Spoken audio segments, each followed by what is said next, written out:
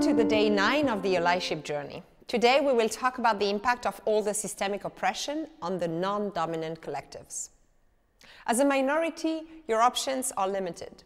Either you stand out with the risk to get criticism, exposure, and attention, or you fit in. You keep your head down, you stay invisible, safe.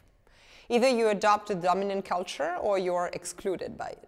Either you assimilate, you forget your own culture to integrate in society, you play the good minority, or you face the risk to be offered less opportunities.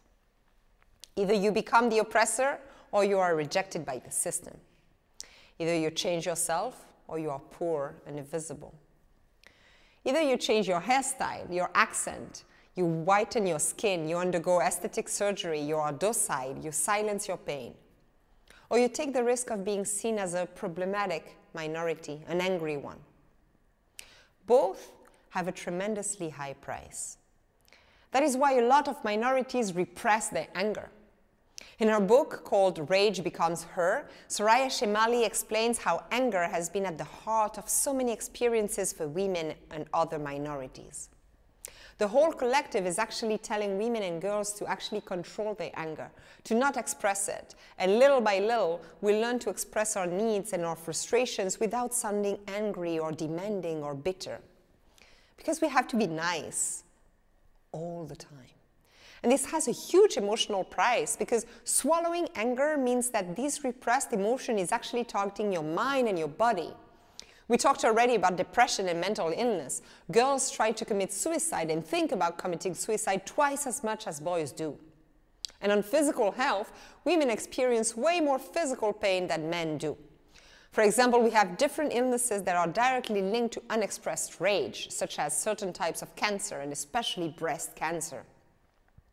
So we can see that this repression of women's anger is actually impacting us and making us suffer.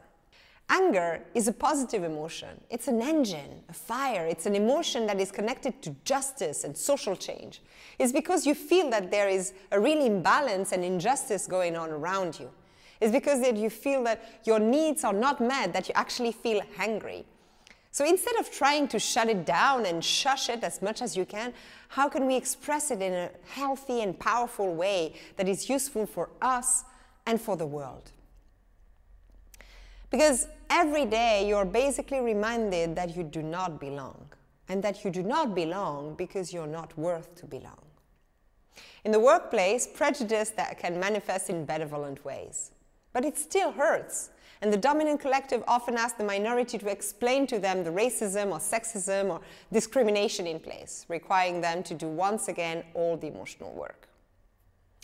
Every day, through the stories that do not represent you, the jokes that make fun of you, your mere presence is questioned.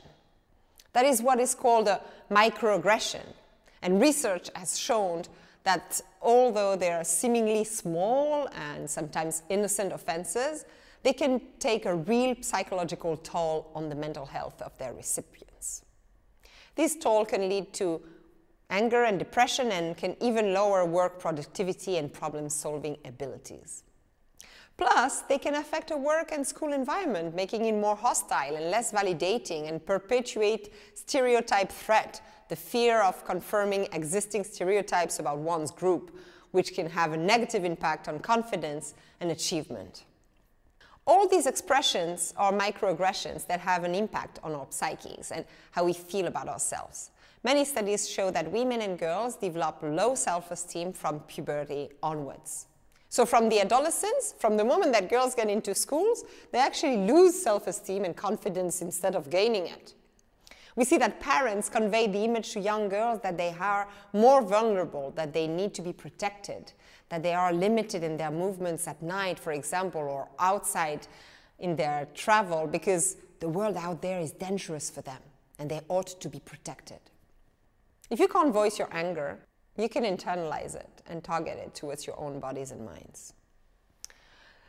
As part of the domination system, we often use a language that is a representation of this idea of power over. So we bully ourselves, we insult ourselves, we criticize, we blame, we judge ourselves.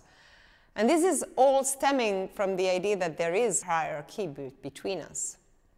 Minorities develop more self-hate, We become our own oppressors, insulting, criticizing constantly. And this violence is in all the communication modes that we develop with ourselves and with the rest of the world.